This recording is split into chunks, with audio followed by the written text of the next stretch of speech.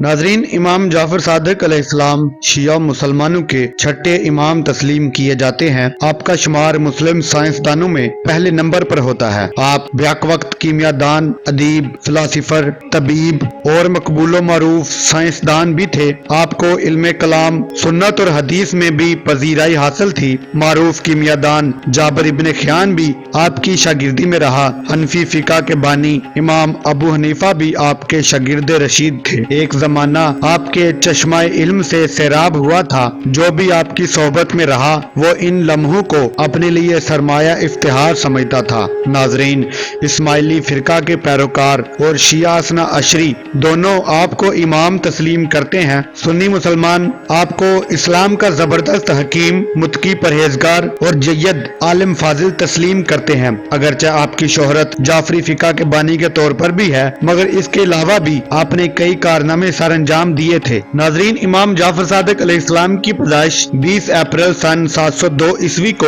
شہر مدینہ میں ہوئی۔ آپ کی والدہ محترمہ کا نام ام فروہ بنت قاسم ابن محمد ابن ابی بکر تھا۔ آپ کے 3 لقب تھے، الصادق، الطاہر اور الفاضل۔ آپ کے والد محترم جن کا نام محمد باقر علیہ السلام تھا، وہ شیعہ اثنا عشری کے 5ویں امام تسلیم کیے جاتے ہیں۔ ناظرین، جب امام جعفر صادق علیہ السلام کی عمر مبارک 34 سال تھی تو آپ کے والد کو زہر دے کر شہید کر دیا گیا، اور جو امامت آپ کو ورثہ میں ملی تھی۔ آپ کی شادی فاطمہ بنت الحسین سے ہوئی تھی، جو امام حسن بن علی علیہ السلام کی اولاد سے تھی۔ آپ کی اولاد 2 بیٹے تھے، اسماعیل بن جعفر اور عبداللہ الافتاح۔ ناظرین، فاطمہ بنت الحسن کی وفات کے بعد آپ نے ایک سیاہ فام غلام حمیدہ خاتون کو خرید کر ان کو تعلیم کے زیور سے آراستہ کیا، جو اپنی ذات میں مذہبی عالمہ تھی۔ آپ نے ان کو آزاد کر دیا اور اس کے بعد وہ آپ کے عقد ازدواج میں آ گئیں۔ حمیدہ خاتون کے بطن سے حضرت امام موسیٰ کاظم علیہ السلام اور محمد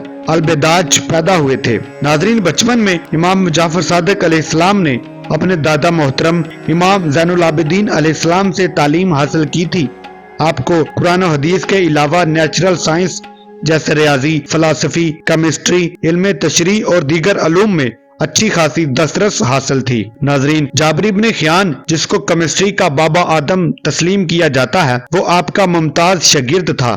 امام ابو حنیفہ بھی آپ کے نامور شاگرد تھے۔ امام مالک ابن انس نے اپنی حدیث کتاب الموطا میں امام جعفر صادق علیہ السلام سے 12 احادیث روایت کی ہیں۔ واصل بن عطا جس نے معتزلہ فرقہ کی بنیاد رکھی، انہوں نے بھی آپ کے درس میں شمولیت کی تھی۔ ناظرین، تاریخ عالم میں امام محترم کو زبردست استاد تسلیم کیا جاتا ہے۔ اس دور میں تعلیم نصف دائروں کی شکل میں دی جاتی تھی۔ طلباء استاد کے گھر یا مکتب میں استاد کے سامنے ایک دائرہ بنا کر بیٹھ جاتے تھے۔ امام محترم دینی علوم کے علاوہ سائنسی اور تاریخی علوم پر بھی لیکچر دیتے تھے۔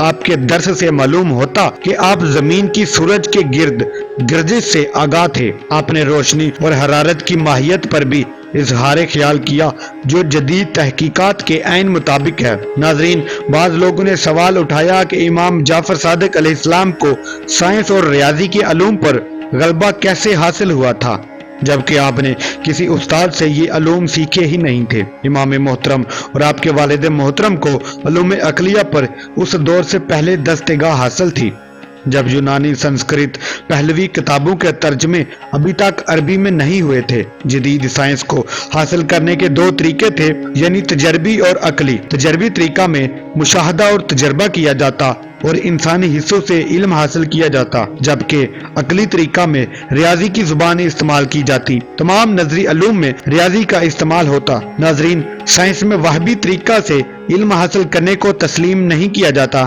وجدانی یا وہابی طریقہ علم میں خدا کی طرف سے علم حاصل ہوتا ہے۔ ناظرین، جب آپ کے چچا زید بن علی نے بغاوت کی تو آپ نے اس میں بالکل حصہ نہیں لیا تھا۔